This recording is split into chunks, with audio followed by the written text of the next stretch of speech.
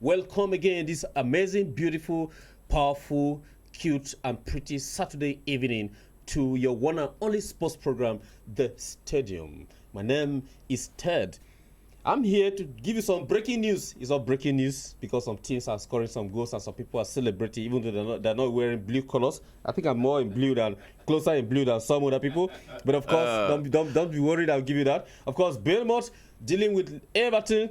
Sam Allardyce chewing his gum much more than what I'm chewing. Swansea showing Watford that away from home they can fight to get out of relegation because they have a new coach. And funny enough, the coach was sacked from the Championship and moved into the Premier League and is trying to make Swansea change. What do players do? Why do players do this? When new coaches come, they try to impress and get results. But of course, that's ongoing. Huddersfield Town, Burnley, still zeros. Burnley trying to get into the Champions League by knocking out Manchester United and Chelsea. I didn't call them to get in there, of course. At Anfield, yes, with Leicester City, it's always a fight, and the fight is still on there. Newcastle United and Brighton and Hove Albion having the same goalless draw as it stands. But it's firework at Stamford Bridge. I don't know what's happening there. Eden Hazard and Couture about to leave the club, and yet a lot of things are happening. Stoke City made a lot of noise, and they came in today with a basket to pack all the goals and go home. But of course, don't be bored with my horrible voice on Saturday. I'm not here alone. With me here, as usual, is the usual suspect who trekked yesterday to Liberia to go and shake the president-elect, the former Ballon d'Or winner, European Player of the Year, and African Player of the Year, the only person who got all those in 1 year, in one season. He went to shake him and promised him that there's a state in Nigeria that is very good about building statues. Yes, exactly. Legends, and he should be assured that there'll be a statue in Nigeria for him in a particular state, which we call, not call it.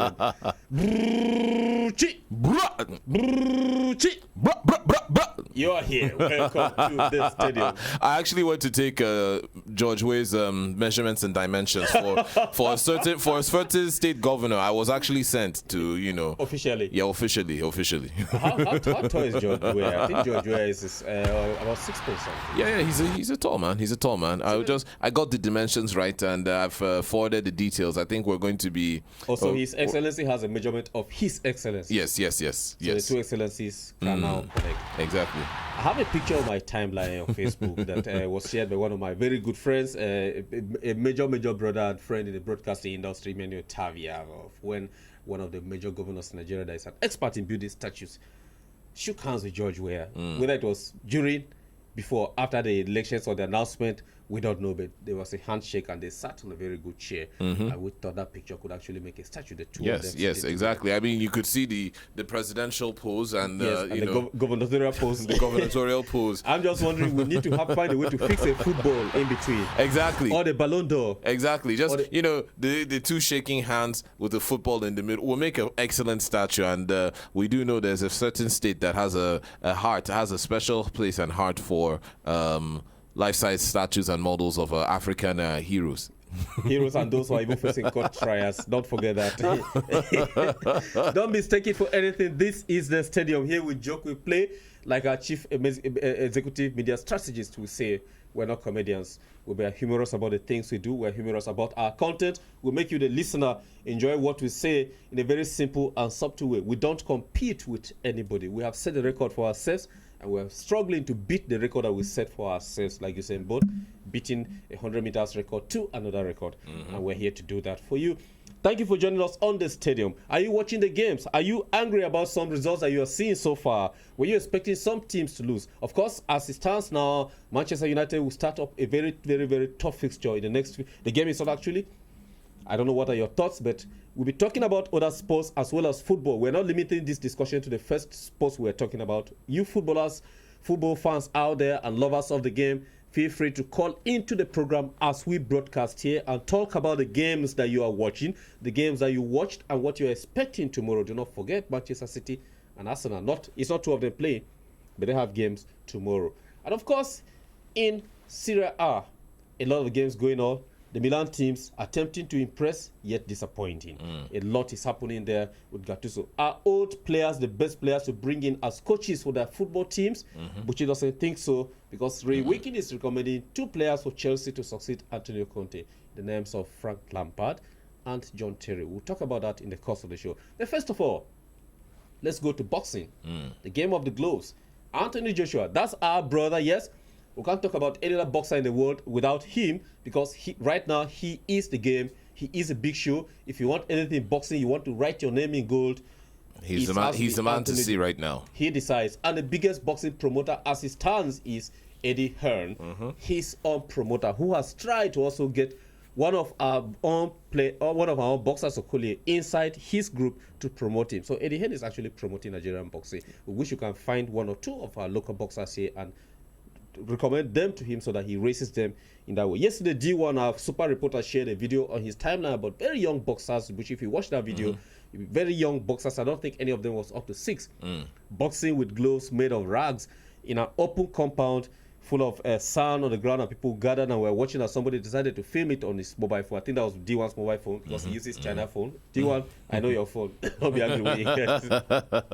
These were kids, but you could see their footwork and their punches were amazing. Very young kids, and I just say this is way to go. Catch them young, exactly. Catch them young, and of course, somewhere in Lagos, we have the deputy chairman of the NFA, the assistant chairman of the NFA, organizing grassroots competition, trying to get children from the scratch, from the start, from the very, very local level, those who can go to court to swear affidavit to change their age. Yes. After being born in 1945, your affidavit shows that you were actually born in 1993. He's trying to get them young. We can actually talk about our age groups and everybody and all that is going on.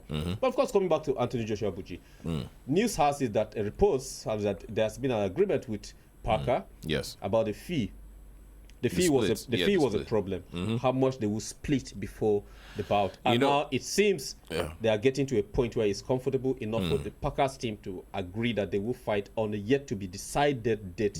Sometime in the middle of next year. Yes, it seems like Anthony Joshua, like we said, the champion is making moves, bigger and better moves. There's always been a lot of controversy around first his defeat of Klitschko, and also his last fight against Carlos Takam, which was supposed to be against the Pulev. It was supposed to be against Pulev. Something happened. Now it went to Takam, and now so there's been a lot of speculation. Who's next? Who's on the chart? Is it Deontay Wilder? Furious Fury coming in to make a lot of noise. Furious Fury making a lot of noise. Deontay Wilder making a lot of noise out there, and also Joseph Parker. Now, Joseph Parker seems to be the next logical step, and I think it's also a safe bet for Anthony Joshua's team, because Joseph Parker is holding one of the belts.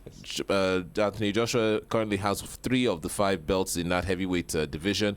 Parker is holding one of the belts. He's also the closest person, being an Englishman, there to him, and so I think before AJ wants to graduate and move up to Vegas, I think he wants to capture Europe. He wants to capture Europe and dominate Europe first and foremost. And so Parker is actually naturally a New Zealander who decided to naturalize in. Of course, yes, exactly. You know, the United Kingdom, they are good in sinking in, absorbing people from different countries, and has taken up that. He is not like, okay, so you have 2 nationals, one from New Zealand, one from Nigeria, who have become nationals of England and fighting there as English boxers. With David Higgins promoting Parker, and then Eddie Hearn promoting AJ. David Higgins came out to say that AJ and his team with Parker should agree to the fact that it should be a 30 to 35 split. In fact, they wanted 40. They initially wanted a 40-60 yes, that's split. That's why even delayed the date for the fight. They initially wanted a 40-60 split. They were trying to leverage the fact that Parker himself, that's Joe Parker. Yes. They're trying to leverage the fact that Joe Parker is a champion in his own right and deserves, what we mean by split is a 60-40 split is if the winner of said bouts, whatever the box office and generated revenue comes up to, the winner gets 60% of said, that's the pot, that's the fight pot, while the loser gets 40. And don't forget that's apart from the fixed. That's price for the fight. Exactly, fixed price for the fight. That's revenue outside the fixed price of the fight. We're talking about ticket sales. We're talking about pay-per-view sales. We're talking about promotions, betting, things like that. We're talking about it's a whole lot of money. It's a whole lot of money. No wonder, Buchi, you wanted to become a boxer. Just as now that you're almost turning 95. I'm an Ajebo now. Look at this guy with his baby hands. What are they going to do? Well, as it is, David Higgins says. the AJ camp with David Hain Eddie Hain should agree to a 35%, 30 at least between 30 and 30 and 35%, 35%. a split for the fight. But then I'm looking at it the other way around. Of course, we believe, being patriotic enough as Nigerians, we Yes. believe that AJ and Anthony Joshua could actually get this fight. If he fights with Joe Parker, he could win and get the belt. There are two belts out there that he's still looking for. Yes. And Parker's with one, Deontay Wilder is with Wilder the is other. with one, and he wants to get this one first of all and go for Wilder to get the other belt. If he gets that and he gets the fourth belt, he might just be the first ever boxer to have all those belts. All within belts. himself. Yes, that's But true. then if the fight goes the other way around and Parker wins, AJ is going to get the 30% or 35%. No, but Have you thought about I that? think that's the whole risk of it, and that's the And like he's they going say. to relinquish that belt. Of course, no risk, no reward, and I think that's maybe that's another concern, especially for Eddie Hearn and for AJ's camp. Yes. I mean, AJ does have a lot more to lose. He does have a lot more to if he lose. loses the fight. If he loses the fight, he does have a lot more to lose. It, not just the reputation, we're talking about the belt and also the split. Because the winner's pot is 60%. Let's say 60%. 60 to 30, That's- let's if it was just leave it 60, simple. let's say if we're saying Or 60 40. 55, 35. 55 if let's say they've agreed to, let's say I think right now they've agreed to something between 30 and 35. 35, So yeah. let's use 35. Yes. So the winner's pot would be 55%, Yes. while the loser's pot will be 35%. Now, If if AJ loses, loses, he's going for AJ only 35. gets 35% He's of losing it, the belt. loses the belt. Now, for and he might Parker, not have a fight next year again. exactly. Now, for someone like Parker would, that would be a huge exponential leap for Parker from one belt to going home with 4 belts and 60% of, or sorry, 55% of the yes. pot. So Parker has more to lose. You're actually talking about more to gain. millions of dollars. Millions. I mean, Parker has more to gain in a fight like that than than AJ. So that's how it is, because this is how AJ got propelled. Yes. I mean, went up against Klitschko. Klitschko lost, Yes. and all of a sudden, from relative Both the nothing to belt zero, and the finances, exactly because everything AJ just kind owned of more than him in that fight. Exactly. Even though over the years in Klitschko's career, he has actually made more money amassed than a lot AJ. more But wealth. Yes, AJ that's true. actually got off a chunk of money from it. That was close That's to, the that winner. was very close to 100 million. Yeah, no, that's the Adding winner's everything pot. together. That was the winner's pot. I mean, he walked away with the winner's pot. So which AJ was, stands a risk of well, not actually 100 million. I think AJ walked away with about 15 10 to million. 15. 10 to 15 million, I was believe. actually thinking of Naira. No. you're thinking of the Mayweather. You're thinking of Mayweather. We're not talking about the money fight. I was actually thinking of Naira. You were thinking of dollars. So has our Naira gone that bad, that low, that you can actually think of 15 million in one place is 100 million in another place. So Nigeria, there was a country. It's crazy. The truth is, it's Parker has a lot more to gain if he wins this fight than AJ, and if AJ has a lot more to lose. Yeah. So I think that's the risk of it. That's the whole risk of it. When you go up, when you put your belt on the line, you put your reputation on the line, you And put your career. your career on the line, and your That's- money as well. That you put your money where your mouth is, essentially. This is still the Stadium on Human Rights Radio 101.1 FM redefining broadcasting. Call me Ted and you will not be wrong. And with me is the only man that, of course, has got my back when I'm down. He doesn't let me go down on the canvas. Even when we box together on the same ring, if I'm going down on the canvas, he goes down with me because Down but not there's out. never been a technical knockout. It's always a draw. 55 fights, 55 draws, no winner. We'll go on a very short break to call our Muslim brothers and sisters to prayer. Of course, here we respect every religion. And we'll come back from that very short break. We'll hit straight off into things happening in sports. Don't go anywhere because there's a lot of news in sports. Heavy stories today. And those you missed yesterday. And something spectacular is happening tomorrow. Do not forget, this is the last Saturday of the year 2017. Tomorrow will be the last Sunday of the year 2017. And tomorrow on this program, we shall do a countdown of what happened in this year and what you expect next year. Of course, you are free to call us when we return from this break. The lines will be open. Call us from anywhere and tell us what you missed most, what you're going to miss most about this year, and what you enjoyed most about 2017. We'll also tell you ours. Buchi actually lost his bicycle, I know that, and I'll let you know who stole it because we found it later. Stay with us, we'll be right back on Human Rights Radio 101.1 FM.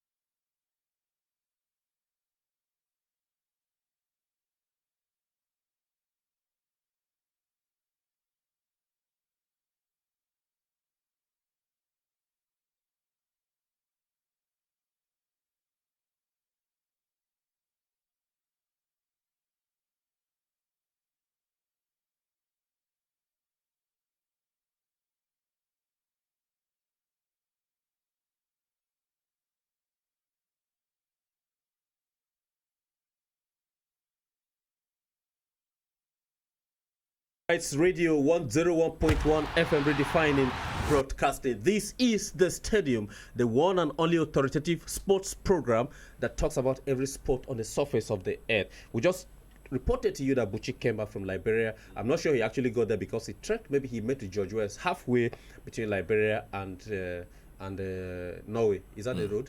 I'm not sure whether that's a road. He went to take his measurement through that route, through Shagamu. You pass through Norway and then you behind the Johannesburg. Yeah, exactly. And then you get there after Kuala Lumpur. You get there. Oh, that's the road there.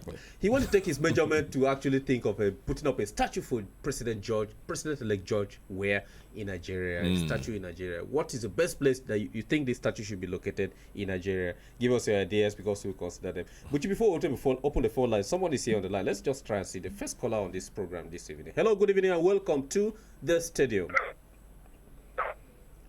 Hello, good evening. Hello. Good evening, welcome to the Stadium. What's your name, sir? Hello, sir, good evening. Yes, sir. My name is David. David, where are you calling us from? Actually, I'm calling from Ondo. From Ondo? Yes, from Ondo. Are you listening to us? Are you hearing the program there? What as an emergency that needed to be attended here. All the road safety ambassadors I have with me have been called. None of them are going through. There's an accident on the way, 2 trailers, and they blocked the road seriously. So all the commuters couldn't go to any both private and illegal and well for the commercial. The road is being blocked. So there's a way you can help us to shout out to the road safety to come to our aid to remove whether for the trailers on the road with their truck, with their what we call it. Okay, you said David, you said this happened where? Hello, David. Hello, David. Can you hear me? I want to take down some information. You said this is where in Ondo State? Which part of Ondo State? Hello, David. David. Hello, David. Where in Ondo State exactly? Because as you are talking, the road safety FRSC and hearing you. Hello, David. Hello, David. Hello, David. Oh, it's quite sad, David. Please do try to call us back. This is a sports program. Actually, a concerned Nigerian is trying to let the road safety know that an accident has happened somewhere in Ondo State on the way, and 2 trailers are involved. And there's commotion, and the road is no longer accessible because the road is totally blocked. So if the Federal Road Safety Corporation is hearing us, of course, I know they are very good officers. They are good friends to the Human Rights Radio. Could just make a call to your first commandant or what is title, but of whoever is head of the road safety in the state to actually direct his team to that spot to see what they can do. On Human Rights Radio, any program we are doing will respond to humanitarian emergencies as priority. Hello. Okay, David, why exactly do you say this is happening? What sport is this? Describe it for us so that we can relay the information to the appropriate authorities. Okay, all right, to be near. Okay. Yes. Hello, David. Okay, I think we got some part of that information. David, thank you very much. You are not listening to us unless you are listening to us through our apps online. It says Ore to Benin. That is a major road that is there. Of course, that road has been a major problem. It's always been a big concern. Yeah. Yes. So if the appropriate authorities are hearing us, please deploy a team to see how they can save the situation there. Of course, he has not informed us about the fact that there are casualties there, but whatever it is, of course, people deserve their right to move, right to free movement. And if there's an accident, the appropriate authorities should find a way to see if they can evacuate the trailers off the road. But don't mistake it. This is the Stadium on Human Rights Radio, 101.1 FM redefining broadcasting. My name is Ted, and with me is Buchi, the man who just came back from somewhere, Liberia, which is located behind Johannesburg. Shortly after Norway. If you take that shuttle, take that shuttle. You just take that shuttle. Appian Way. Yes. All right, we're going to the world of tennis, Buchi. Yes. Yesterday, Novak Djokovic pulled out of an exhibition game that's supposed to take place in the Middle East. Abu Dhabi, actually, because of an elbow injury. During training. During training, and he couldn't continue. And because of that, Andy Murray, who has not flown to Australia yet to start training ahead of the first Grand Slam of 2018, took his place to play in the game. Andy Murray played today actually and lost it to a very good player again. But of course, our focus is on the two players returning from a long layoff from injuries that we have been worried about. That most of 2017 tennis season, both the ATP Masters from August to the end of the year, these players did not feature. Andy Murray did not feature, and Novak Djokovic did not feature. And Rafa Nadal also pulled out of Brisbane, citing a wrist injury, as it has been usual with him. And I will have these three players on the risk, or under the risk of not, maybe, just maybe, not participating in Australia Open. It will be sad to have a tournament like that without these key players. It'll be sad. It'll be sad. But then, like we always say, injury is something that is not something you joke around with and something that you take lightly. It's unfortunate that right now, I mean, we're having three of the biggest names in the world of tennis, in the world of men's tennis, seem to not don't seem to be, they are not going to be featured at this point in time. It's a big concern as it stands right now, especially the beginning of the season with the world number one, and in fact the current and two former world number one Grand Slam winners are not going to feature. Right. I mean, right now, top ranked. Murray dropping the ranking rapidly. Exactly. Murray says he's going to be there at Brisbane, but still hasn't arrived in Australia for training. And I think that's why he took this opportunity to step in for Djokovic, who unfortunately injured his elbow in training just before. I mean, the whole point of this... I am thinking here, though, that the elbow probably was a problem. It's part of his recovery process. I think it is. I think it is. In his bid to see how much he can serve or swerve or return serves, it got a knock and took him off balance, and is what we were worried about. He left the court on tears. We had this against Juan Martín de Potro. Yes. He came back from an injury, and we thought 8 weeks was too quick for him to return, and he did return, only for him to actually pull out of an active match because he couldn't continue because of the wrist and the shoulder. We're having Novak Djokovic again in this week. Going through the same Nadal thing. again pulled out of the all ATP final tours in London, citing the same concerns. I mean, before then, he already had the injury. He showed up just to, I think it was just that panic. We said this a lot. I mean, just that panic. I want to end the year. Cement yourself as number one. He finished 2017 as world number one, and he pushed himself to the point it seems like he hurt himself. He actually did. Yeah, he did. End up. And after ending as world number one in 2017, everything just dropped and collapsed, and he relaxed because he had actually topped Roger Federer, who is his best rival and actually his best friend as well. Off the court, they are best friends. On the court, they are the closest rivals. Yes, he did end that way. But the worry, Bucci, is that, like you said, we stand a risk of not having the big guns, especially the big names at the Australian Open.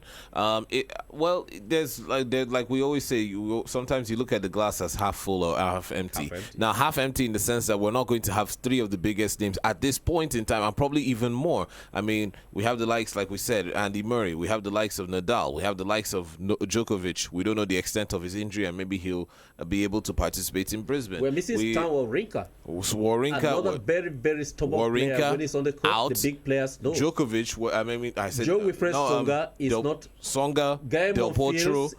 John Isner, the big names right now. In the ATP, in the WTA, the ladies are actually back. Of course, most of them are fit and back. But in the ATP, we do have this problem. We have this problem, and that's looking at it as half empty. Now, looking at it as half full, with the match, we talked about this a few months ago when we had the next generation exhibition match. We showcased some of the rising up and coming classic youngsters below their 20s, amazing players. In the ranking, this might be an opportunity for new and fresh blood to step in and actually. I mean, I remember we had a conversation like this. Who are the next generation? Who are the next generation of crop of world superstar tennis players to step in when the big names seem to fade out? And Brisbane might be that opportunity for these young men to come in and showcase their talent and actually turn the tennis world on its head. It's going to be interesting to see one way or another. But I choose to look at the glass as half full instead of half empty. half full instead of half empty. That's not what's happening at Old Trafford. Don't ask me the result. I will give you that later because at Stamford Bridge, it was a harvest of goals. 5 different players scoring, and Drinkwater having his first goal of the league. Of course, Yes. but you'll be celebrating because he's a die-hard Chelsea fan. Our server producer there, Mr. Yemi, is looking at Smiley. I don't know which club he's supposed, but we're going to find out from him which club he's supposed. I think it should be Sunshine Stars of Akure or one of his clubs. We'll find out. Bebuchi, in the WTA, the ladies, Yes. Serena Williams came back. We are glad that she actually attempted to play a game today, even though she lost to Ostapenko, a very massive and big player. We are glad we saw the level that she played. Her commitment to the court, her movement was exceptional. After giving birth to a daughter just a few months ago, she stepped back. She's just an amazing lady. Massive. She is. She played while she was pregnant and played through a Grand Slam with a child in her. Won a Grand Slam with a child in her. In there for Bele. Exactly. He go play, he win, he come out, he bomb picky, he come back, he dey play, he dey go. Massive Serena Williams. She played today, she lost, but of course. This is an exhibition match, and we did voice our concerns, especially coming back, maybe, how fit should be for Brisbane. But then we also did mention that this is just a testing ground. I think just for her to test out her abilities. She has been training hard. She's been in Brisbane in Australia, training to acclimatize to the weather out there, and now she actually took up the challenge. You have to give this woman all the praise and all the credit. She's somebody that is willing to step into the fire or that shy away from it, and she did. She went out there. She did her best. She coming back, like we said, coming back from giving birth and wanting to win that to show her hunger and desire. We have a caller here who wants to be part of this conversation. Hello, good evening, and welcome to the stadium. Hello, good evening. Hello, good evening. This must be a supporter of Stoke City who is not happy about what Chelsea did. I just lost that network here, of course.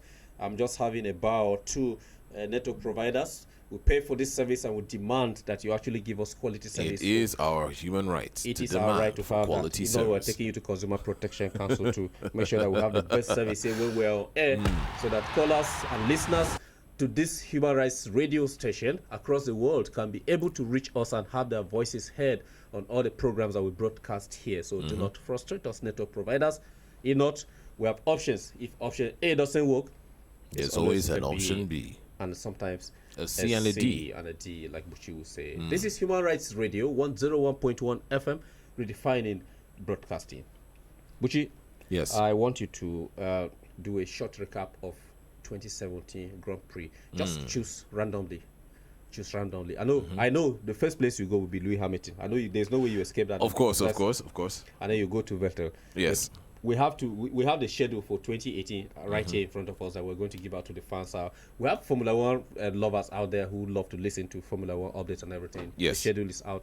But your highlights of Formula One in 2017. Of course, I know there were accidents in Singapore, Malaysia, and the plans for bigger cars and faster cars and less emission from 2021 to 2023 season, change of ownership and all that. But of course, there must have been other things that are very key to you from 2017 season. Let's see. The beginning of the season. 2017 season, to of course. Abu Dhabi that wrapped up the whole. 2017 season, a year in review. I'm just going to give a few highlights that stuck out for me.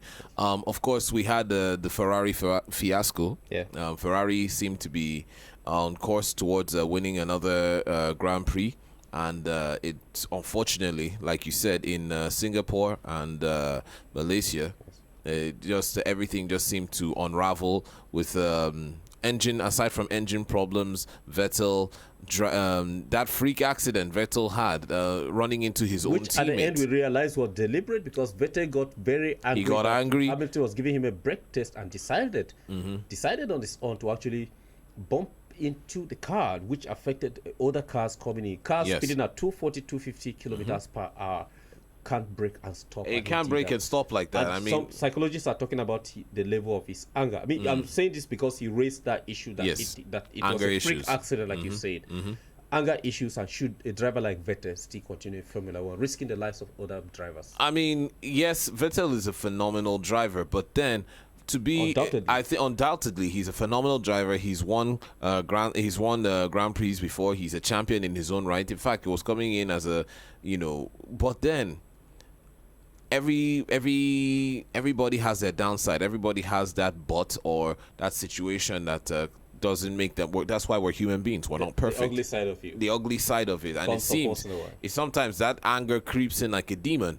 And it just seemed to be the main thing. I think with the frustration with some of the engine issues and some of the penalties, grid penalties that were forced upon Ferrari because of changing of parts. And then his own anger in causing that accident. I mean, he didn't just run into an opponent. He also ran into his own teammate. His own teammates sabotaging. It's sort of like self-sabotage in the end. And then, lo and behold, Mercedes were there to swoop in and scoop up the points. And Hamilton just outclassing and outshining, and they just took that lead and just ran with it to the end of the season. Last year was a party for the team. It was a party. I mean, they were able to wrap up the season, the Grand Prix, with more than 100 points in the kitty and 100 points clear of their next competitors. Ferrari, they wrapped up the Grand Prix season four races before the end. It was already done. It's sort of like, to put that into context, it's sort of like if it's the EPL or the Bundesliga or what Bayern Munich like to do, they wrap up the season with 5 games in hand. No, what a super reporter like D1 would recommend, handing the trophy over to Man City. To Man City by March. Exactly. It's sort of like that, even if Man City decided not to play, let's theoretically use that. If Man City decided not to play a match anymore, maybe they had wrapped up the whole season. They could sit, no matter how you score or whatever, the season is done, which was what Mercedes did in that in this year in review. Also want to look at teams like Red Bull. Red Bull were strong competitors coming in third this Grand Prix season. Back in the days, Red Bull was a team that you could actually not ignore. You can't. They've always proven very that. Good player, very good drivers, and always almost getting pole, almost giving the best challenge. Van Stappen, the young Van Stappen. 20 years old, winning his own Grand Prix on his own birthday. I mean, he's a force to reckon. But then another team to also look out for. Let's not forget Force India. Independent coming in, yes, and also causing that shake-up. Of course, they didn't get what I think. If you look at it result-wise, it may seem, but then for them it was a big year for them, and there are better things to come. And now also with Liberty Media actually stepping in as new owners the new owners of Formula One, they're coming in with some new and exciting innovations to the sport to actually bring back Formula One from those the old days of the exclusive club towards marketing. That's what Mr. Benny Eccleston never allowed anybody to step into. That was his world. Exactly, it was his world, and it was an exclusive club. And now Force India actually bringing more life and rejuvenation and excitement into the game with the introduction of. We're looking at the E-Series, the E Formula One series. That's the video game series for youngsters, which was actually held in Abu Dhabi. It saw racers from all around the world, young racers. That was an amazing dimension to Formula One. And I think it's very innovative of the new owners trying to introduce what they intend to do going into the Exactly. By starting that exhibition, that is like some kind of exhibition. The main race was over. The main race, it was going on. They were having. This was the grand finale. The grand finale at that amazing Abu Dhabi, amazing circuit. Abu Dhabi. I don't think it's the party of the year, and I think it's now become the main fixture for ending off the Formula One season. It's sort of like just going there alone, just participating is the main thing. And with all the activities going on, the yacht club, the roller coaster, the hotel, the E-Series, which was held, like we said, in Abu Dhabi, that the new owners are also actually promoting. It was a big hit. Do you mean it coming 2018, the new season? Yes. E-Series will be incorporated into the race itself. I won't say. Yeah, exactly. Drivers It's sort of. I won't say incorporated into the race itself because it looks like driving it's part of it. It seems like it's part of it, but driving and playing in a video game is a lot different from the real life experience. But then it's still. I think it's a good way to actually show that interest in the sport to attract more young people, because yes, it is fun and safe to play again behind the video game, and maybe it can even inspire you to become or want to become a professional race driver in the end, which it would be a huge step. And I think it's something that kudos has to be given to Liberty Media for trying to innovate. Now next year, that's the 2018 season, yes. There's been a lot of proposals, and also we're also looking at the opening, or sort of the opening, or the how will I put it, making Formula One more accessible to more teams, like Force India, that and that'll be more money. Fantastic show. More money, more broadcast rights. It'd be something amazing. I think Formula One is just on the cusp of getting better and better. And also, we're looking at next season with a lot of new innovative drivers coming in. We're going to see whether Mercedes can make it. Hamilton can make it a fifth title. But let me tell you that I've gone to the Formula One official page and checked the calendar, and we have over 21 races. Yes. Next year, between March and November. Starting in March.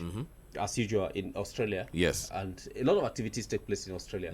We're never privileged enough as Nigerians to be part of that. We're thinking of having maybe one day putting up a bid. Maybe we can start it from here, a bid to have Formula One in Abuja. Yeah, to be part of the circuit team. The other day that the new roads will be constructed, that our government is capable of constructing emergency places, sport arenas for that, and then after that it will be private.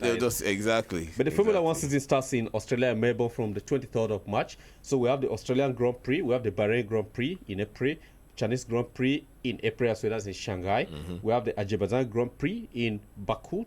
That's in April as well. The same month, three races. The in Spanish Grand Prix, Barcelona in May. That's the first. Monaco Grand Prix in May, and Canadian Grand Prix in June. That's quite close. French Grand Prix as well coming up. That will be in June. Austrian Grand Prix in June to July, ending the month of June. British Grand Prix in July. German Grand Prix in July. It didn't take place last year because that was some part of Germany. There were some kind of little security concerns shortly before it took place. So the organizers deemed the fee that it shouldn't go on. We have the Hungarian, Belgian, Italian, Singapore, Russian, Japanese, United States Grand Prix running from July to October. Then we have the last major three that are always an issue. Mexico Grand Prix, the Brazilian Grand Prix, Sao Paulo, as usual, fixed and venue. The Party of the Year, Abu Dhabi, at the Yas Marina Arena, one of the best in the world, one of the best circuits in the world. Massive races the whole of next year. Yes. Are you still counting down on, are you still looking at Hamilton, or you think Verstappen, Vettel, and these young drivers, is time to take the shine? I think Hamilton did have a fantastic year. Done everything he has to give. No, he had a fantastic year, and he still, if he still has the hunger and desire to win races, he should start driving for his teammates to get up there. Driving for them to get up there. The truth is, help you all through the year to get something. So of course, let them do that. Usually, like we say, teams go with a team of two drivers. Usually, if there's a stronger driver or a better driver, your teammate will do defensive driving for you. Yeah. Or if, like we do, there's a lot of strategy, especially in Formula One, based on the laps and all that. Maybe your teammate has a better chance. He could hold a slot for you, or you could hold a slot for him to make it play at leadership to try and surpass and all that. Yeah. Now, Hamilton, it all depends. It all depends on how the season goes. If Hamilton is having a fantastic season, maybe his driving partner might have to play second fiddle to him. If not, it could role reverse. But I'm not looking at Hamilton. I'm actually looking at the young 21-year-old, because he's going to be 21 this year, Verstappen. Yeah. For Red Bull. I think Red Bull are making some new innovations, especially in their engine design, and also new contracts. We're looking at also Ferrari signing Renault, ending that contract to Honda, and then also the new contract with Renault coming up. Yes. These are things that might actually change the game. They might, it all comes down to having that harmony between that synergy between driver, engine, parts, team. I mean, we had the controversy about engine system. Exactly, it's still raging. That's another thing to look at. So 2021 is coming up very fast. I mean, from 2021, let's see how this season And is going Buchi, to play out and affect I'm 21. quite sure that the proposals that are made that are supposed to be implemented in 2021 will Yes. be experimented starting from Of course. next season. Of course. I'm sure that as we speak, some of those engines have been manufactured and they Most might be definitely. Most tested. definitely. The F1 management, the new management will agree that some of those engines should be tested. Depends on which teams they give, or if every team will take it, but there will be no publicity about that. They will course. just test them to see if they're different from. I think a few months ago we reported that Aston Martin are actually, looking to get into the F1 game, and that's in engine production. Exactly. And once you have, especially with the engine design, the greener engine, that's they're looking to this V6, less emission, V6 less from emission, the heavy less V8 that will be used and exactly all that. big, less than the V8, the V10 engine, the V6 engine. It makes it more universal. You also have independent companies also being able to now compete in the world of F1, which will be fantastic. We're going to have some new, based on those engine rules and specifications, we're going to have some interesting designs. I mean, maybe with superchargers, maybe with airflow currents in some of these engines. It's going to be something very, very key Will to Formula watch One for. ever get to use the electronic cars that are popping up in most? Funny enough, how yes. How long can they last on a circuit? If we're changing tires almost every lap and changing tires in less than 5 seconds, how long will it take to charge a car? If I'm driving ahead of you and I'm actually taking a 1.5 second lead and you need to recharge your car. No, but then that's always been an issue. I mean, that's always been an issue. It depends on your team. It depends on your team. It depends on what you have on ground. Let's say now we go into using maybe adopting the I don't know how they call it the Formula One, the hybrid. Let's say hybrid engines, in the sense that less fuel emission, energy, cars that are charged as electric cars. I mean, we have Tesla, companies like Tesla that are actually big innovators in terms of the e cars. We have e sports cars now. This being applied to Formula One, I think it's just a matter of time. It's not about how long; it's just when. It's going to happen, one way or another. The world of it's innovating, and it's going to happen that way. And we're going to get more innovative designs and sleeker engines that use less fuel, good for the environment, and are able to produce the energy and excitement that Formula One has done for many, many years now. Eco-friendly cars in Formula One is what Buchi is talking about. Hold him to his words. If you see any Formula One car smoking like some police cars I saw yesterday, actually, with no number plates, no number plates, written with paint, scattered body, whether they used it to chase armed robbers into a rock, and smoking. The emission level was terrible and glasses broken. Police cars that can't give chase. Yeah, of course. I know. But Buchi is what Formula One is going to change. This has been the Stadium on 101.1 Human Rights Radio. My name is Ted and Buchi is here. The fireworks at Chelsea. Some frustration at Old Trafford so far. It's 30 minutes into the game and many other games going on. When we return from this short musical break, we'll give you details about that. Are you watching a game that is frustrating you? No. We'll tell you the prediction and what the outcome will be. If Buchi tells you a team will win 5-0, they will. He spoke about Chelsea 3 years ago, and today they beat Stoke 5-0. 3 years ago. Do stay with us. Don't go anywhere. Ted and Buchi are here on the Stadium.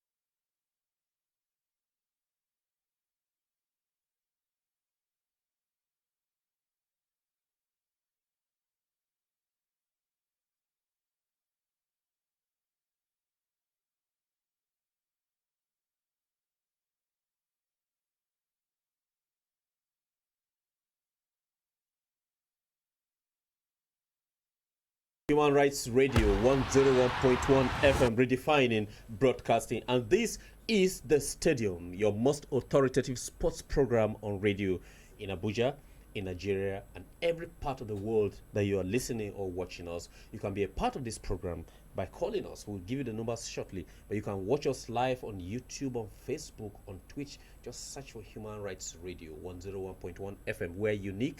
We're the first human rights radio in the entire world. We hold the records. We don't compete with anybody.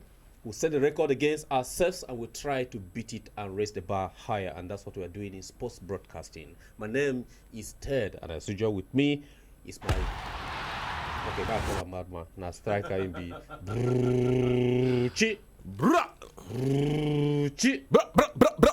An amazing team of producers, Mr. Yemi, Monday, and Queen Jen Esuk. Amazing, amazing. With them, this job is easy. You can hear us, you can watch us in every part of the world. We're back onto the program, and you are free to join us right away as we delve into the world of football. Our phone lines are available and are blinking, but of course, call us on our super major line 081 89 99 1011. 081 89 99 1011. And we'll have a caller right here on the line. Hello, good evening, and welcome to the stadium. There's only one man. Hello, good evening. This must be. Hello, good evening. This is the Whether spirit. I bet make Katano come up for you. Look at this.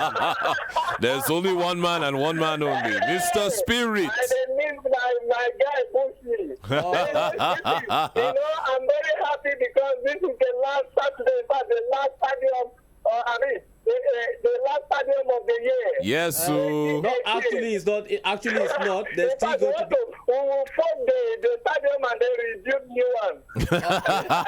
Actually, this is the biggest 101.1 million capacity stadium, so there can never be a bigger one than this.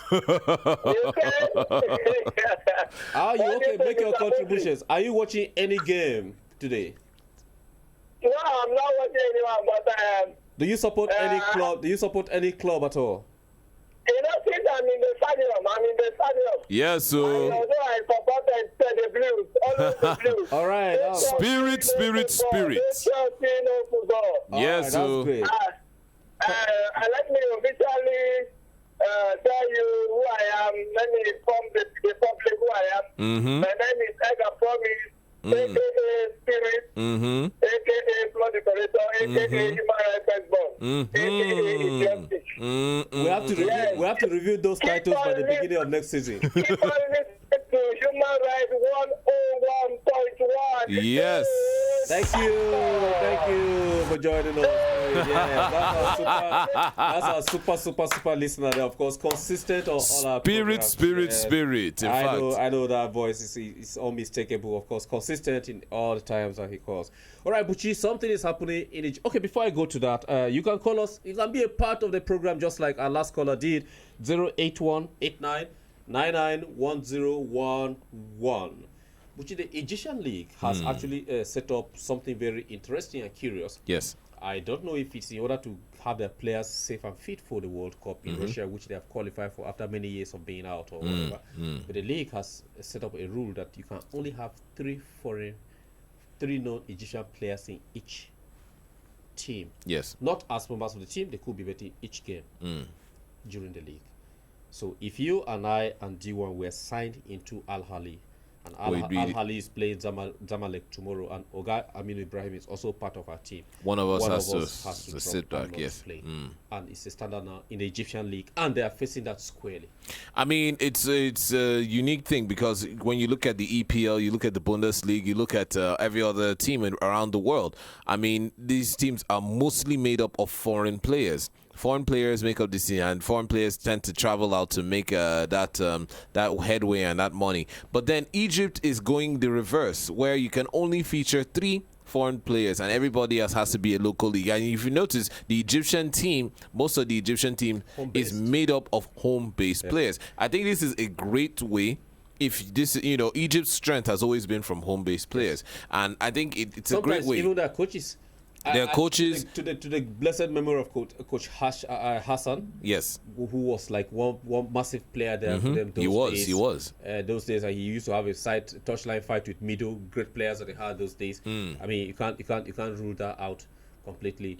Hossein Hassan, massive players from home that played entirely at home and entire career and were amazing and all that. Like you say. Yeah, I mean, unfortunately, it's not the same way with us here. No, it's not. It's not the same way. Two countries that can boast of this is Egypt and Italy. Yes. Italy do have some players abroad. They do. Players, a chunk of their players are home. And if you notice, a lot of Italian players don't like to actually leave Italy.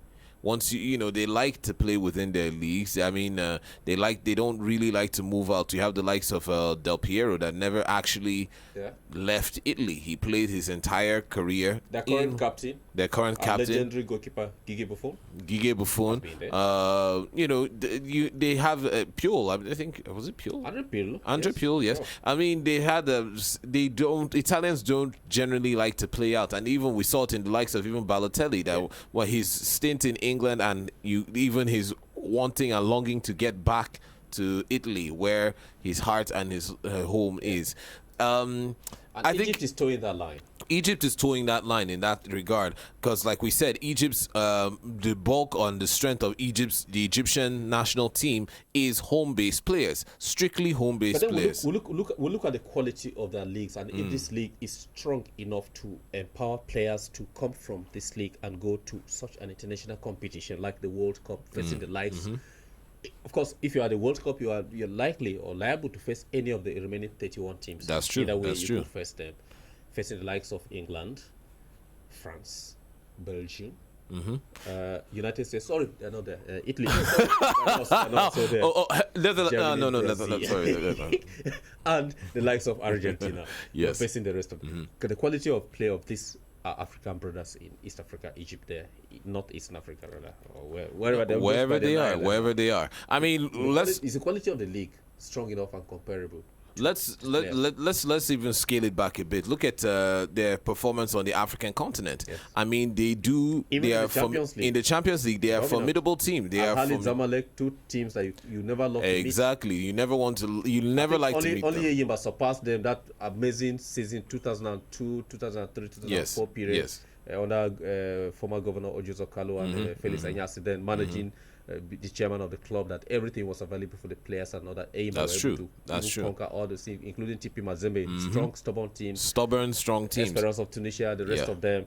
But Zamalek and Al Ahly have been big teams. And the players wouldn't leave. Rather, we have our own Nigerian players leaving big clubs in Nigeria after winning the domestic league and going to the Egyptian league to play there. Exactly. And then you have this limitation of number of foreign players. It's a concern, but I think they're doing it looking out for for their own best interest. I think they're doing it in their own best interest. I think that's why this rule is available. It exists for Egyptians.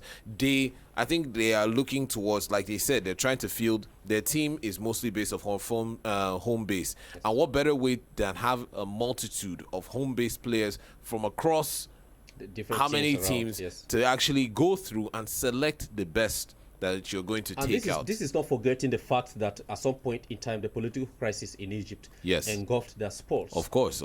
They lost their position at the African level to the level that even football, some of the clubs that participated in the Champions League and the CAF Confederations League played behind closed doors when it was home games. Yes. Because of the violence that actually ensued. Still there in the whole country. They still rode on until this point where they have one amazing player from Egypt. The man of the moment. Who has some of the best records in the EPL. The man of the EPL right now. The best, like I said, I say it all the time. He has to be the best buy this season. So far. Across all leagues, I must say. Yes. Neymar is no match for him. No match. Anybody, name it right now across in Europe. I don't think anybody. Afresh today by Leeds United, he will be no match. Anyway at all, because Mohamed Salah is amazing, and now they call him Mo Salah because they want to beautify the name. But the day he does anything wrong, they call him Mohamed Salah. Mohamed Salah from Egyptian player Mohamed Salah. But now it's Liverpool's Mo Salah. Yeah, Mo Salah. If he was an athlete outside football, he must have been poached by England now, like they did to Mo Farah Mohamed Farah, who's Mo Farah now, doing all the great things there in England and getting other awards, MBE, meeting the Queen, and all those things. It's just amazing and surprising how Egypt has risen. But of course, from there, from the story in Egypt, we're taking you right away, straight off into England, where it is all happening today. Some of you are wondering, of course, there's a lot of stories are out there in England. We'll start first from Chelsea, because a lot of things happened there today. Massive goals by 5 different players. One was a penalty. Was it Ojoro? We don't know. Chelsea will tell us when we come back from this very short break. So do stay with us. Don't go anywhere. We'll be right back. This is the Stadium on Human Rights Radio, 101.1 FM.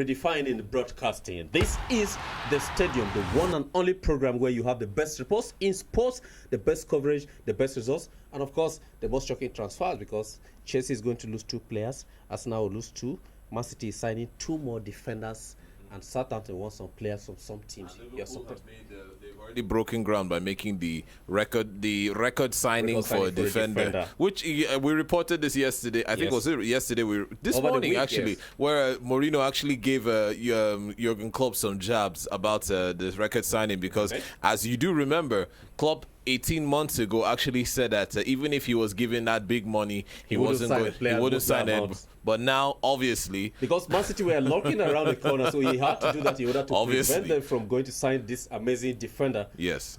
And his coach from Swansea came out, former coach from Swansea came out. Yes. He's in Southampton, but of course he had worked with the coach who was at Swansea and came out to say he's not fast, he plays too slow, and he thinks it's better he goes to Liverpool because that's the team that he belongs to. And I'm wondering what. But of course, Bucci, let's go straight first off to Chelsea, where Ray Watkins, remember him, former assistant coach at Chelsea, those days that Chelsea were signing coaches every 2 weeks. He was an assistant and almost became a coach, almost before he left. Has been an analyst on one of our major media broadcasting corporations, Sky Sports. Came out to recommend that if Antonio Conte leaves Chelsea, should he leave at the end of his contract, or he decides to terminate his contract, or Chelsea decides to terminate the contract and he leaves sometime next season, Chelsea should consider bringing in John Terry and Frank Lampard to actually be the players that will become the former players at Chelsea that will be the coaches for Chelsea, because as long as he is concerned, the 2 players, John Terry, who is now captain of Aston Villa, and Frank Lampard, who left to the MLS and has now become a pundit on TV, are capable of taking the club to any height, because they do know Chelsea better than any other person that understands Chelsea. They are in and out of Chelsea. They know the in and out of Chelsea. Like the African proverb that says, you don't teach the inner parts of a jungle to an old gorilla. That's true.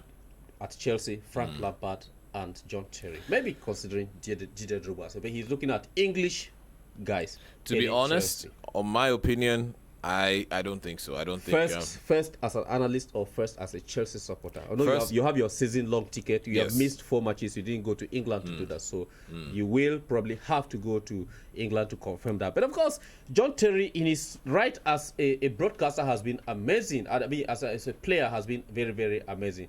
But do you think John Terry and Frank Lampard will be good buys as in terms of management for Chelsea? To be honest, no.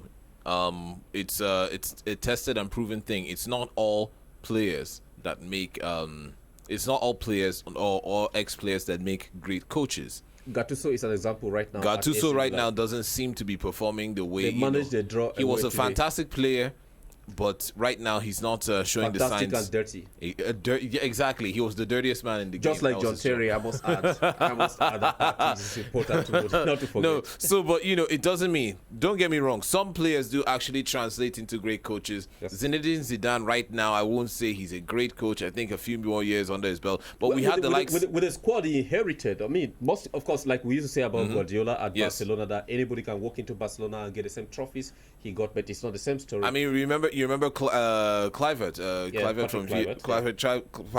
Ajax back then into Ajax, Barcelona, fantastic player in his day and a fantastic coach in his own time and his own period. Don't forget Sunday Olise. He may not have been liked and accepted in Nigeria. But right now, with Fortuna. With Fortuna, right now he's a god. Right now in Fortuna, he's a god. So some ex-players are good coaches. Some ex-players are good coaches, but not Ryan Giggs. Not Ole Gunnar Solskjaer. Not Alan Shearer. Not Alan Shearer. So it's for me. It's not. It takes time. I think for me, from that transition from coach to player.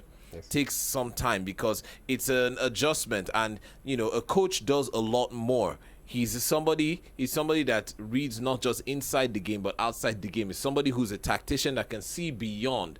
Now, maybe in time, the likes of Terry, the likes of Lampard will make good coaches, but it takes time. It takes season. I mean, they should, if they're going to go down that line, at least they should be assistant coaches. They should coach smaller leagues or smaller teams. They should build up. Ray Watkins actually recommended that he thinks John Terry should start from the Championship. he thinks Terry can't right now start coaching from the Championship. No, I don't think so. He's thinking about Terry even starting for Aston Villa because Aston Villa sacked Roberto Di Matteo, yes, who was the Champions League winning coach at Chelsea. The unexpected season that Chelsea got the trophy out of nothing from nowhere. Yes, it just exactly, happened. exactly. And he was at Aston Villa. They fired him. Terry is the captain there and an amazing player there. Maybe he thinks Terry should take over the reins at Aston Villa as a player coach and continue from that, and then step back into Chelsea to continue coaching. I don't know whether that's his recommendation, but he said one or two things about that. He said one or few things about that, but for me, in my opinion, I think it takes a little more time. It takes a little more time and a little more maturity, especially towards coaching and managing, because you're not just dealing with, as a player, you're dealing with your ego, you're dealing with, you're like the way I analyze it, or the way I put it this way: a coach is sort of like an artist, with and the player is the mold of clay. Now it's the coach that molds the clay into that beautiful work of art. It's the coach that sees that potential, that this clay could be a beautiful sculpture, and molds it and crafts it, and can see all the parameters. Now the clay is just clay. The clay doesn't see beyond itself. It is the coach that brings out that talent and brings out the potter decides the exactly shape of the what potter the clay decides becomes. the shape of it. Could become a jug, it could become a pot, exactly, a kettle. Exactly. So for me, if a player is going to be a coach, it takes some time. Study from the great coaches. Take some time, get the experience, learn the ins and outs, because it's not just about winning games. You also have management, you also have managing egos, you also have balancing your timetable. There's a lot of factors. Which is what Zidane is facing at Real Madrid. Exactly. Struggling to manage that. And it's happening table. At PSG. Big egos clashing. The big egos. It takes a lot. I think it takes a lot. But if somebody like Terry, still talking of Terry, if somebody like Terry could be that big name, that big machine in Chelsea's dressing room, even when he wasn't playing, for a lot of games consistently, he did not play. The coaches kept to him as a captain. There were captains on the pitch during play, but he was the overall captain of the team. Of course. Off the pitch, in the tunnel. He was a talisman. He was, exactly. Don't you think he has garnered enough experience based on the kind of players that will play with him in the team? That's with those true. egos. Can he not transmit that into a lower No, but team? that's true. I agree with you on that front. But then let's also face the fact that Terry is not a Chelsea player right now, and with this is a new rotating squad. I mean, this is changing it. Especially an EPL team, players come, players go, new egos come in, different dynamics, different team etiquette and cultural ideas come in. Now you coming in, it's sort of like you're going to start again from the scratch, because you have to now re-establish yourself with a group of players who, to be honest, maybe did never experience or never played with you or had that influence from you.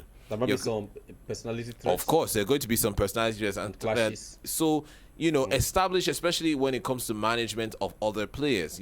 It's one thing to have that respect from fellow colleagues who know and understand your worth. It's another thing to come into a new evolving side with younger players and social media and things like that. There's a lot of factors into it. I think personally, I'm not saying they're not going to make great coaches, but I'm saying give them that time to actually learn and establish and learn within the trade before applying it to a big competitive side like Chelsea. Chelsea is a big team, according to Bucci. It's a big competitive side because they're playing in Europe. They actually played in Europa some seasons ago. Don't be deceived. Where Arsenal is now, Chelsea was there some time ago. Of course. Because they played where Europa, it got them back into the Champions League.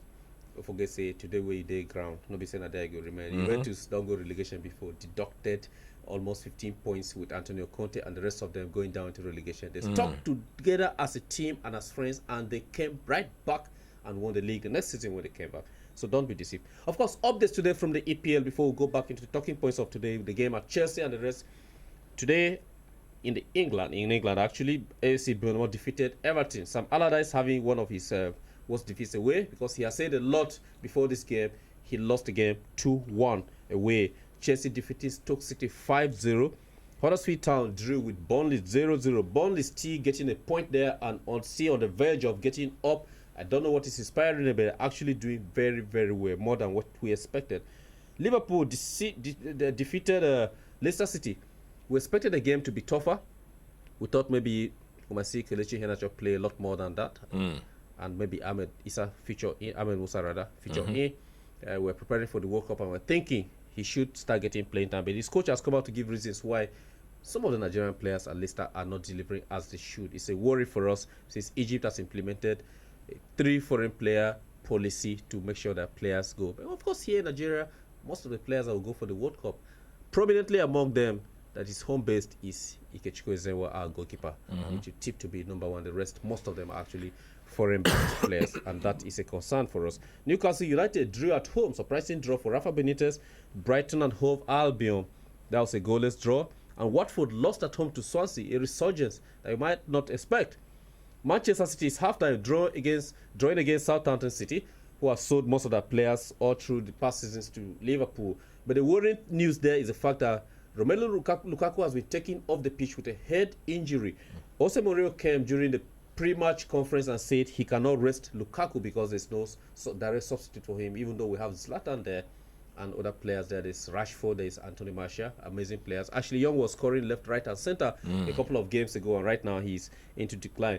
Jose Mourinho also came out shortly to talk about the last game that they finally draw that they had, criticizing his players for not taking his instruction and saying they were childish not to cover Smalling when he had an injury. But that's not our talking point for now. Our first talking point is at Stamford Bridge, which is the game came 5 goals, 5 different players, and Chelsea getting away with this victory. I mean, what a way to crown off the new year. With all the distractions. With all the distractions around the January, Hazard, Couture, there's a lot of noise. Even Batshuayi, who seems to be on the verge of going out on a loan. Yes. There's a lot of noise right now, distractions, but it's a good way to end the year. It's always, especially this holiday period, it's a very affirming to start the new year, especially with a good win. With a good track record. Kudos to them. They outplayed the other team. Stoke City. Kevin McHughes making a lot of noise that they were coming to Chelsea to give them headache and they were ready to win. But of course, Stoke City had a lot of injuries and fielded a team that had some youngsters in it. Yes. It's unfortunate, but it's one of those things. And right now, currently, Chelsea have actually jumped up. They were a point behind Manchester United, and now they've jumped up. If Manchester actually win their match, of course they'll go back to their normal third. If not, the draw they'll be level on points, and what will separate them will be goal difference. Okay, so there are some stats here. Stoke's total of 20 points after 21 games is their worst ever haul at this stage of the Premier League season. That's amazing. 21 of Chelsea's top flight goals this season have come via Spanish players, more than any other side in Europe's Big 5 leagues. I'm wondering, without those Spanish players, what will happen there? All right, so Stoke City, called the Potters, have registered a league low 2 clean sheets in the top flight this season. In Europe, only Serie A strugglers Benevento have kept fewer than them. So that's a comparison that the Blues have scored a divisional high 13 headed goals this season. And I'm very sure that of those 13 headed goals, Morata should account for almost probably half of those. Almost half of that. Somebody asked at some point that what is Morata's head worth? I really had no answer because the guy he's good in air. Of course, he didn't find the net today because he's not very, very fit. Chelsea is actually struggling with some few injuries. I think that's going to be something to look at in the January transfer market. People up front, Chelsea have been a bit lackluster up in that department. Up front. I mean, so aside from making Morata, recommendations in the January transfer window, you would think that Chelsea need to get. I think they need a solid upfront presence. I mean, right now it's Morata, and whenever Morata is not there, it just seems like all the other goals come from the midfield and the wings. We don't have that center forward, a permanent, reliable center forward right now. So I think January market, probably a strong center forward, a good replacement, and a good run, somebody to give Morata a good run for his money. Yeah, that's the thing, because when Diego Costa left and he came in, there was nobody there brought in to challenge him. So he's I would say he's a little bit mentally comfortable. He's mentally comfortable, but you need somebody to put him on his toes. Exactly, that so kind of deliver more, and that competition. Exactly. This is a Stadium on Human Rights Radio, 101.1 FM, redefining broadcasting. You can be a part of this conversation here in the studio by calling 08189991011. Buchi, there are some very interesting statistics at Liverpool. In a game against Leicester City today, they won the game 2-1. It has never always been a very easy game when Liverpool play Leicester City. Yes. Because sometimes they draw, sometimes they actually lose to Leicester City. They are like some kind of, it looks like a local derby, but it's not. But of course, Liverpool have scored 77 goals in their 30 games in all competitions this season, the highest total at this stage of campaign, the top flight club. Liverpool have gone 15 games in all competitions without defeat. They have won 10 and drawn 5, and that's an amazing record. It's an amazing result, not to lose. Mohamed Salah has been directly involved in 22 goals in 21 Premier League appearances for Liverpool this season. Yes. Scoring 17 goals and providing 5 assists. That's amazing. Fantastic. I told you the best buy of this. Best buy in Europe has to be the best buy in Europe right now. Salah's 23 goals. That's what he has scored. Is like more than eight Premier League clubs. He has scored 23, right? Altogether, all right. So, Crystal Palace, Burnley, Brighton, Swansea, West Bromwich Albion, Huddersfield, Southampton, and Newcastle all joined. All combined. Salah could actually give this. I mean, this the season to be jolly. He could actually share his goals into these teams. All 8 teams combined have not scored as many goals as this one individual has. It's an incredible result. Do you think? I don't think Liverpool really need any major signing again. No, I think. Even though Klopp came out to say after they have Salah there up front. Of course, they have a defender. But Coutinho is almost on his way out too. There's been a lot of drama and Ronaldo buzz. and Lima came out to warn him that he should not think of a Barcelona move. Remember, he played there before he left to Real Madrid, and he said he's been at Real Madrid, at Barcelona and at Real Madrid. I compared the two. That Barcelona, he was not well treated. Yes. At Real Madrid, he enjoyed it, even though he lived most of his life in Spain, living in Barcelona. That's true. And his countryman should not think of going there. He made references to Rivaldo, to Ronaldinho as well, and other Brazilian players have played at Barcelona. Say that there's no respect for them, their countrymen in the club, and I mean, this guy should not think of going there. He shouldn't think. I mean, but the money is tempting. The money is tempting. The money is good, but then you have to also. It is an interesting start because when you also look at Neymar, Brazilian, who actually left Barcelona for more playing time to PSG. To Neymar as well. Yes, he did say that. So it's something to consider. It is something to consider, and there's been a lot of buzz, like we were saying, around Coutinho's move from Anfield. So it could, I think, if there's going to be another buy, we're going to, let's say it's going to be to replace Coutinho if Coutinho leaves. Right now, it's still up in the air. If they need to buy. If they still need to buy. Firmino is not the player you could rely on. No, he's not. He's not right now. It would be a midfielder. I mean, they have a solid attack in Mane. And Southampton is interested in Daniel Sturridge. Yeah, that's true. So Sturridge. If we're selling all our players to you, then we should have some of yours. Exactly. I think Liverpool, I think in the last 2 years they bought about 6 Southampton players. Yes. I think they have some kind of good standing contract or agreement relationship. Daniel Sturridge isn't the player that he used to be. I mean, he's not as high flying right now. So if they're going to sell, I think maybe they sell Daniel Sturridge, use that money to purchase maybe some sort of a playmaker, another playmaker in that midfield, and just to back up Coutinho if Coutinho is actually going to leave. Well, at Old Trafford, Southampton is proving to be a team that even though they sold all their players, let's say all, because their best is always sold out at the end of every season or during the January transfer window, they are proving to be a hard nut to crack for Manchester United, who have had Romelu Lukaku taken off the pitch with a head injury, off a stretcher. That is horrifying. This is a guy that started the season and played almost every Manchester United single game, practically every single game, and got really exhausted at some point until he got a slight knock before he was rested. But Jose Mourinho came out to say he won't be able to rest him because there's no other option for him. Zlatan Ibrahimovic is back from injury, but not fielded as he should play, or probably not as fit as the coach expects. What are your thoughts? Are you watching the game between Manchester United and Southampton at Old Trafford? Because it's like 53 minutes into the second half, 53 minutes of the game being played, and no side is being able to score so far. What are your thoughts? Chelsea won, Bournemouth won their one, and Arsenal play tomorrow. Man City will play tomorrow. If Man U doesn't win, they're putting themselves in that dangerous position. Liverpool also won. And Burnley drew, but that's not far from where they want to be. They're comfortable where they are. What are your thoughts on the game? Do join us. This is Ted and Buchi on the stadium.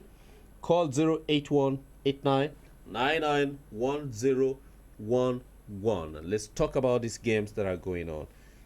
Buchi, Man U right now, Lukaku injured. Zlatan not being able to Not deliver. so much. He's just back and he's not very fit as he used to be. Is there a need for a signing? Antonio Griezmann has been in the news for a long time. There were rumors about Hazard, 90 million, but now Hazard's mind is in Spain with Real Madrid. There are other players around that Mourinho could cash in on to get something back for his team. Yes. And to see that he challenges for this title to the very end. If Lukaku doesn't return from this injury, which looks very scary, or what's the fate of the team? Should Man U surrender the lead to Man City as it stands? Right now with the way Man City is playing, it seems like everybody's just seemed to reconcile themselves that there doesn't seem to be any kind of hope right now, any kind of chance of catching up with Manchester City. The only way right now, I think Man City or Manchester United, Chelsea, or any other team would see the light of day is if Man City just start to... They lose like 2 games. Two games? We're talking about at least 3 or 4 games. No, at least starting from 2, they lose 2. They lose 2 and maybe they draw. Something points behind. You lose 2 games, you draw like 1 or something like that, and then you have the others, you're winning consistently, and then you're catching up. Yes, but it seems highly unlikely. This Manchester City are a team. They're a team on fire right now. They're a team that seemed very determined to take this league and take it with all aggression. But Manchester United, I think for now, right now, Lingard seems to be the bright up-and-comer who coming in and scoring the goals right now, especially their last game, the crucial match. They won that 2-2 draw. Yes. It was very crucial goals from Lingard. Young, surprisingly. It appears because yes, like you say, Young had been scoring all of a sudden, and surprisingly. the weight of the team is being built on him right now because most times the communication to the rest of the players on the pitch from Mourinho is through Young. Also, Juan Mata. Let's not forget Juan Mata. The resurgence of Juan Mata. Well, not the best friends to Mourinho, but Mourinho knows how to use you even if he hates you. He uses you, and then when the time comes, he lets you know that I don't like you very much, and you're not very good at players. So we are not friends. We are not friends, but we do the job and we get it done. But I think there's a need for some kind of injection of fresh players in that team. Definitely, most definitely. I think an injection of, like you said, fresh players, not exactly big names. I think that's another mistake Man U have been doing for a long time. Maybe Mourinho is fond of that. He's fond of the big names. He gets the big names to deliver for him. He leaves the club with the big names, and they start having a conflict, and he goes to a new club and exactly. I think Man U may, in this regard, might want to try the Arsene Wenger approach in the sense that you go for some unknowns, go for some fresh faces who are hungry and ready to prove themselves. I'm not saying untested, or I'm not saying green players, but some maybe not so big players that will be able to do the job, that will push, that are hungry and want to make a name. I think no player on this planet right now would deny or want to turn down the might or the prestige that comes with playing in Manchester United. Why not take advantage of that and inject some new fresh blood, some new fresh faces in there who can move, who have pace, and willing to do what they can, even if it's to stipulate it in the contract. You have the rest of the season to perform. Maybe it gives them that motivation to do more. I think that's what Manchester United need right now. Do you think some players are now a little bit skeptical about playing for Jose Mourinho? Not the club now. The club has its pedigree. It's there. But the coach involved, like Jose Mourinho, I'm just thinking anyway, no player has come out to say that. But with a lot of names that have been linked to Diabala is there. He's a player that by now the conversation should have been going on. Man U is the favorite to sign him, but we have not heard anything yet. Today is the 30th of December, and it's going to be the window is just about to open. But Liverpool have already stepped in there because they have been allowed to have those conversations and all that. Are they not having conversation with Diabala to see what will happen, bringing in players that can strengthen both your midfield and your attack? There are some players that Manchester United, specific players that Manchester United need to sign. Antonio Griezmann, Yes. with distractions in Spain from Barcelona and the rest, should Manchester United cash in on him directly and sign him? I think so. I think right now, Griezmann would be a good addition, especially up front. Zlatan He's he's a good player. He's a fantastic and player. I think he'll make a very good combination He with would. Zlatan. With Lukaku up front, Zlatan up front, and that option of Griezmann too, it would be something exactly. It would be a really good combination up front. I think they need that. They're missing that that key ingredient up front, because right now it seems like everybody is just sort of like disjointed pieces, something doing like their own thing. like what Kevin De Bruyne provides at Manchester City. That exactly. sort of player. That sort of player that I kind of thought connects Pogba was the front. supposed to team That up was with- actually with supposed to be Martial in that Pogba's line. job. That was actually supposed to be Pogba and Martial's job. But right now, these two players, like I said, everybody just seems like a disjointed piece. If someone Everybody's is doing their disagreeing own with thing. you. Hello, good evening. Good evening. Good evening. Welcome to the program. Hello. Hello, good evening. Welcome to the stadium. Hello. Hello, I can hear you. Good evening. Please do try to call us back if you That can must be a hear us. Southampton player. I guess so too. A Southampton player that I say, or a Man U player that is a little bit frustrated. 08189991011 is the line. Buchi's thoughts are that Manchester United need to sign a player, at least one. At least one player Up front. to sort of unite that attack, to sort of bring that harmony, that go between. Because, like I said, all these players, from Lukaku to Zlatan to Lingard to even the likes of Even the young ones, Rashford, Yes. exactly. These are all very good players, but they're all good individual players. Yes. And right now, you need somebody you need a De Bruyne, you need an Eriksen, you need somebody who can connect these people, who can weave, who can play, make, and actually provide these things up front for them to actually do the job and get the business done. Buchi at Arsenal, Alexis Sanchez and Mesut Ozil. Yes. The Distractions. biggest distractions right now. Biggest distractions. These players might leave in January, and Arsene Wenger didn't hide it when Arsenal played Crystal Palace and they won. And he came out to say he's not sure if Sanchez will stay longer, and if Manchester City bring the right money, of course he might leave. Yes. And other clubs are looking around the corner. Do not forget that.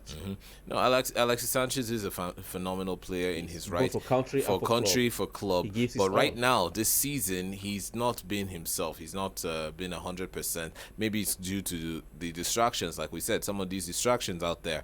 And right now, he just seems to be that sort of loose end. I mean, Arsenal are fielding, with the likes of Lacazette and even Giroud, subs Giroud, they seem to finding their form and finding their feet, and Sanchez doesn't seem to be within that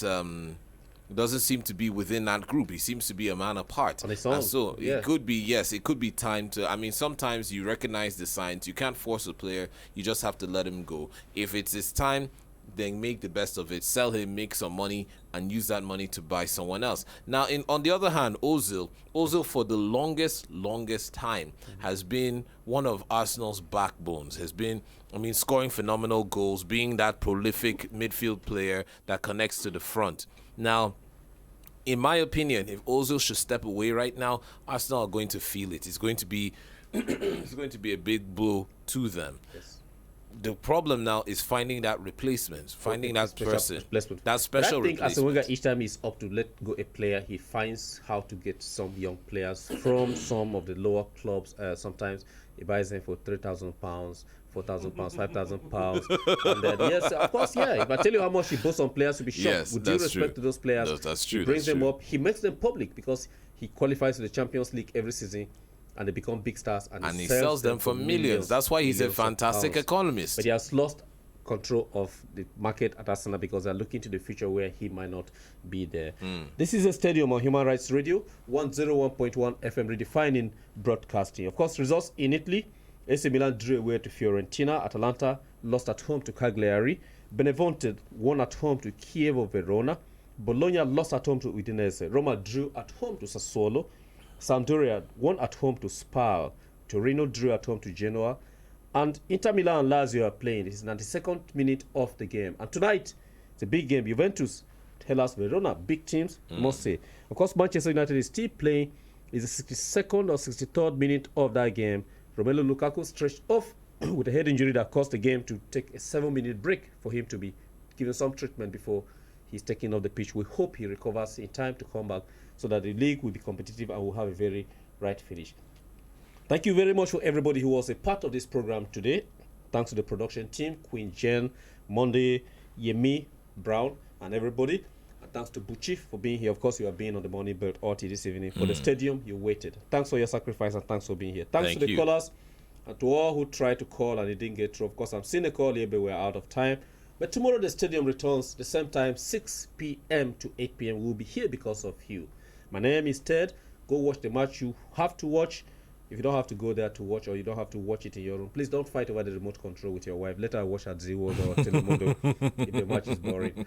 Take your time and enjoy the evening. It's Saturday, the last Saturday of the year. We'll be here again to have the last part of the stadium for the year 2017. And we'll come back with the brand edition on Monday, the 1st of January 2018. Till tomorrow again, good night, sports fans.